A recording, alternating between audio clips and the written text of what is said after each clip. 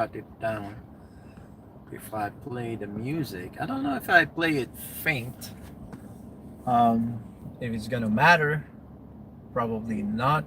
Anyways, we are lower midtown now, and we're going to pass through the. I would say the marker of midtown is St. Clair and Young, and then once you cross Bloor and Young, you are downtown territory, in my opinion. There's no official demarcation line, but we're like maybe 5 to 10 minutes away from these markers that I'm talking about. And then we're gonna drive by, you will see Toronto Rib Fest, which is happening at the Yonge and Dundas Square. They changed the name. I can't, it's very hard to remember the new name. Apparently they changed the name due to political correctness, because the name Dundas is cancelled. Cancel culture has victimized another historic name, which is Dundas. Apparently owns slaves, I guess. Just like Ryerson University was renamed. Everything in that area downtown. Ryerson University, right by Dundas Square, it was renamed. The name Dundas Square was canceled. The name Ryerson University, used to be Ryerson College, is now also canceled. Cancel culture is still raging on in Toronto in 2025. It's unbelievable, but that's the world we live in. Okay, I'm just gonna play the radio very, very faintly in the background, and we'll talk over it, because you know, well, I don't know if it's kind of boring without having a. You know what? I'll turn it off, and if I need to edit background music on it for post, then we'll just do it like that. Okay. We almost got stuck in the intersection there. Red lights and yellow lights. Canadian Outlet right here on my left side is a potential client of mine. Have meetings with the owner. They're dragging their feet for some reason, I don't know, but he's said that he'll be calling me next week on Tuesday. We'll see how that goes. Oh, there's a brand new tasty shawarma and grill. I didn't notice that before. I'm gonna come and introduce myself to the owner there this week when I find the opportunity. On my left side as well is a development that I'm gonna be putting up a new condo there called Westdale by Westdale Property, called the Cameron. Oh, I drove by so fast I couldn't read. All right, folks, we're maybe 5 minutes away from Toronto Rib Fest. Technically, the salsa on the beach probably be ending at 11. Most festivals do end at 11 in the summer in the city. But I'm suspecting, because it's in the beaches, I'm suspecting it will go a lot later, because there's no residential area to bother. Well, actually, depends which part of the beach are they having this dances, this salsa dancing. If it's near the east side of this central area where people are at the beaches, and then there are residential areas there. But to the west side, central west side, near the what do you call that place again? By the ferry docks, where people put their boats into the water. I haven't been there for a long time. I was there last week actually, but I didn't look at the name again of that area. That is pretty distant from the residential neighborhoods. I think that might be that that one might be far away from the restrictions, residential restriction, noise restrictions. I don't know. If we hit the bottom of Young Street later than 10:30, then we're not gonna proceed anymore. I will take a look online. What is the technical end time for Friday? It's Friday, Saturday, and Sunday. I don't think they'll be there early in the morning tomorrow. Uh, Saturday and Sunday morning is a good time for me to email a lot of the leads from previous events, unless they are also vending at the current events. Then they won't be seeing the email until Monday or Tuesday morning. A lot of my clients who are in multiple events, multiple festivals, yeah, they have the same routine as I do. My 7 day cycle ends on Wednesday, either Tuesday or Wednesday. When my family comes back to Toronto, when my wife goes back to her nurse's schedule, goes back to work, I think she's gonna have another days off in August.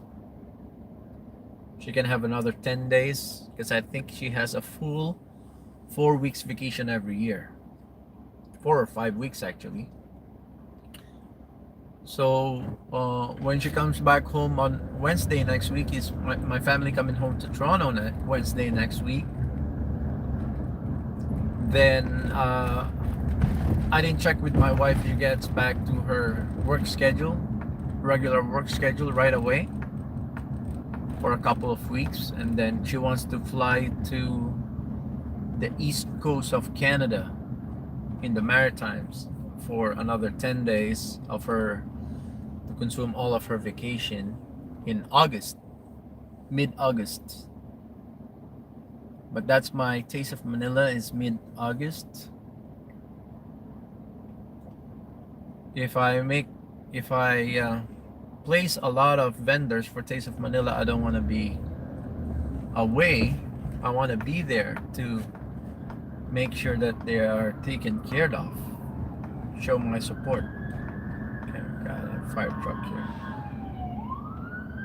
I want to show my support to all my vendors who will be there at Taste of Manila.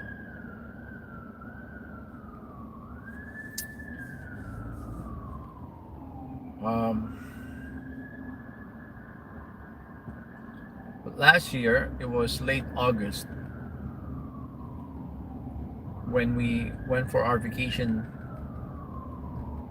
and we flew to the beautiful province of Alberta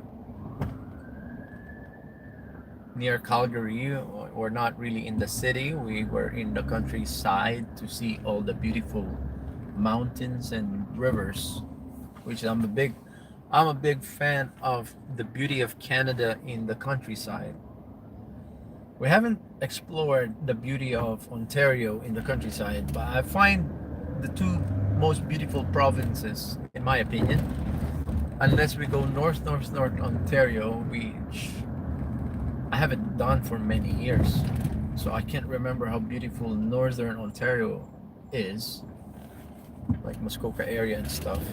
But in recent memory, in my opinion, the two most beautiful provinces that I've visited so far is the province of Quebec and the province of Alberta. If we're talking about nature,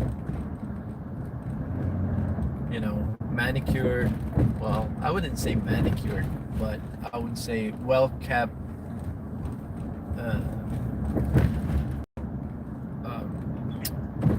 parks, provincial parks,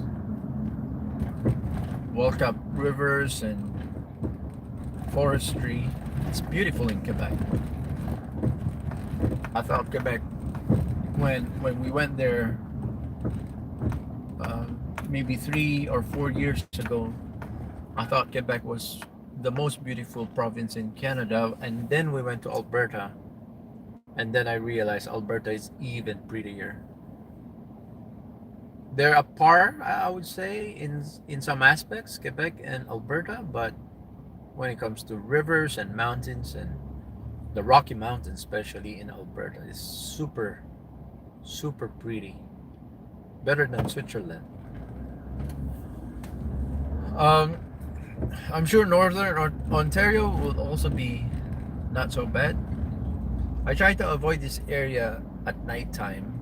We are now on the intersection of Bloor and Yonge. I used to go to school here, up on the 27th floor of that building on the right side, where you see the CIBC on the right side of the screen. It's the same building. On the 27th floor was my digital marketing school. But I've been avoiding this for 2-3 years now, since this was the area where we got randomly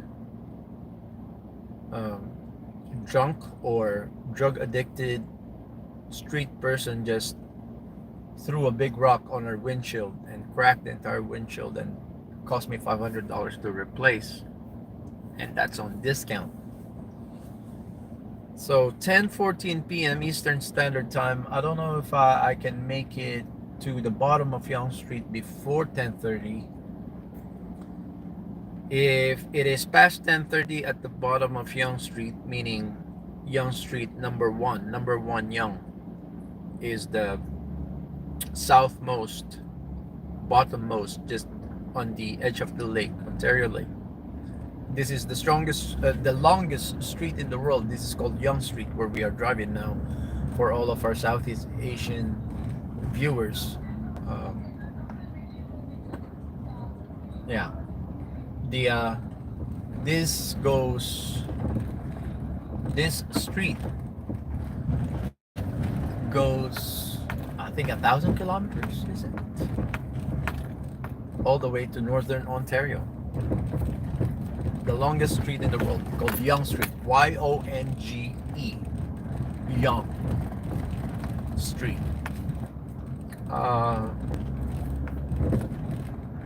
The very bottom, which is the southernmost end of this street, you will find number one Yonge Street is at the edge of Ontario Lake. Approximately, we are maybe 10-15 kilometers away right now from it, but we're gonna go through the busiest downtown area of Yonge Street, which is, we're gonna come across Yonge and we just passed Yonge and Bloor, but now we're gonna come through Yonge and College, a busy area, and the busiest would be Yonge and Dundas, which is the Dundas Square is situated. That is comparable to our Canadian Times Square, to the United States Times Square in New York. We call it Dundas Square here, but they renamed that. Like I said, because of political correctness, they canceled that. Cancel culture.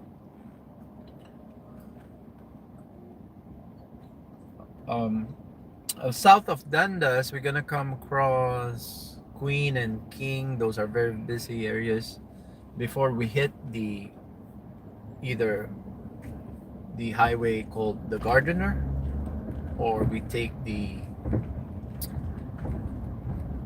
Lakeshore. Well, actually, there's no more Gardiner on the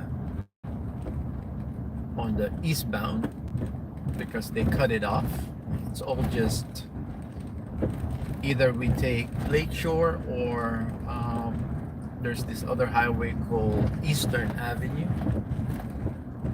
But if we reach the bottom of Yonge Street past 10:30, right now it's 10:18, I don't think we can make it. Then I will have to stop and take a look at the website and see if salsa on the beach goes beyond 11 p.m. If it's going beyond 11 p.m., then we are you know going ahead. We will go ahead and check out.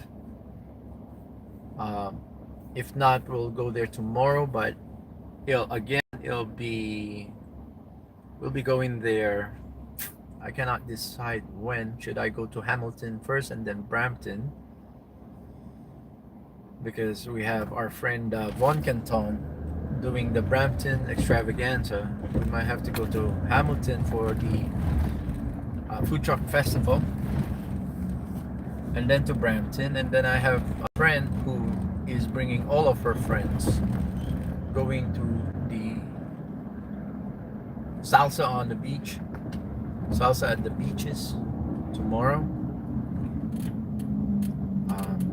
So I'm not planning anything with her because I don't know what time I'm gonna make it there. But again, the dance on Young, the one we just left now, it will continue on. The festivities over there will be 2 more days, tomorrow, Saturday, and Sunday. And on my way back, I texted one of our potential client who is going to be our client next year, one of the biggest Brazilian or maybe Portuguese churrasco restaurant in Mississauga named Rado. He actually has one of the biggest booth in Do West Fest. He has like 4 or 5 tents, uh, a few times, a handful of times. And so he told me, well, Mississauga Joe, let's, give me a ring. I'm passing through Mississauga tomorrow. I will see if I have the time to get off the highway and get inside the Mississauga Square, which his restaurant is right there near Square One. I think I'm gonna check the map again tonight. So if I pass by, he want me to come and have a taste of his, but I won't do that tomorrow because I rather do that when my family is with me. But tomorrow I just want to do a quick stop by and say hi, and I'll return some other time because tomorrow the schedule is gonna be so tight. I won't have an hour, even half an hour to stop there and try his food. I just want to give him my flyers. I want to ask him to set aside another time so that I can sit down and talk to him about my technology. Okay, so RevFest is on the left side, folks. That is technically what we call Dundas Square. All right, we got a text from, who's this? Oh, we got a text, another person from I think that's the Costco lady. All right, what is that? My email is Joseph. Okay. All right, so we'll check that out when we stop. Okay, the left side of the screen is the Toronto Rib Fest. They don't have those gigantic signs that they usually bring. Oh, they are there. It's there, but it's facing the other way, so the phone cannot see those gigantic unless I try and make a left turn here. That's pretty. Oh wow, that's pretty crowded Rib Fest. There it is. Oh, the road is blocked anyways. We can make a left turn there. Okay. So that is pretty busy. There's probably a lot of booths there that can. So I have to make a decision right now. I still have half an hour of this Rib Fest. If I stop here now, maybe I should do that. Maybe I should just find parking, walk up to the Rib Fest. I thought it's just mostly the authorized Rib Fest vendors from the Rib Fest company that can vent there, but it looks like there are third-party vendors there that I see. I got an emergency vehicle from behind us. This might screw up my attempt on a left turn. Oh shoot. Yeah. I'm trying to make a left turn here, but there's an emergency vehicle behind me. Okay. Alright. Okay. I got it. Okay. I'm right behind the emergency vehicle. I'll find parking here. The beaches, I really want to check that out, but it's probably close to unviable prospect now to try and go there. Now if we find street parking here, maybe not on this street, a little further out, so it's not too close to the epicenter of the event. But if we find a decent parking spot not too far away, it's 10:24. The parking is free downtown usually after 9. So if you can't find a parking spot, this is more viable option for us, is to explore what's happening at the Rib Fest. Originally I was thinking, no, we're just passing by.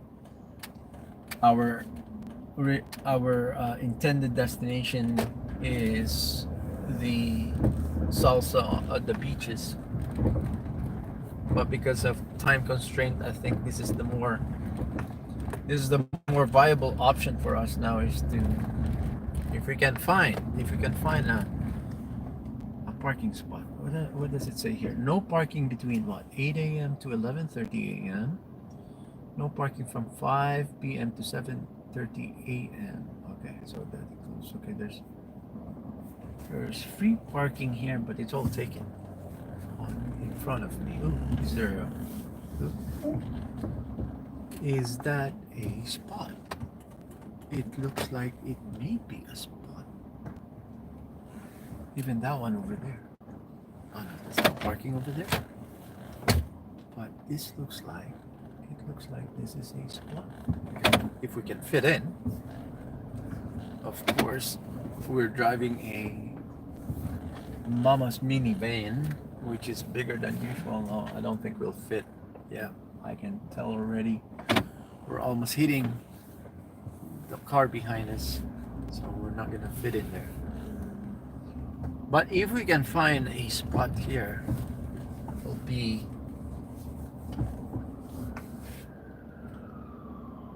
be more viable. Just to we have over half an hour still before that. It might be longer than 11. Like I said, most of the summer festival, they shut down by 11 p.m. But this is right in the middle of commercial downtown. Like, oh no, all the ambulances are heading that way. Actually, it is in the commercial part of downtown, so I do not imagine that it would. Is this a spot? Is this a spot?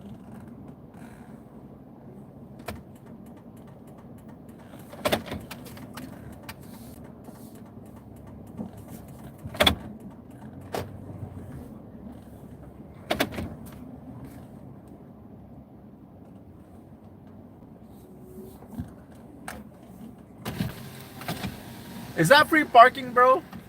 Is that a spot? I think he's leaving, and I'm just not sure if this is a ramp or what I'm blocking here. Because why did he not park here? But he was parked right here, so is this okay? Far away from, let me see if there's a ramp.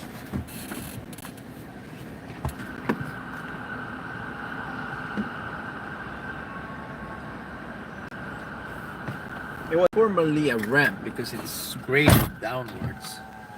But now it's free parking if we can take a look. Okay, folks, I'll see you.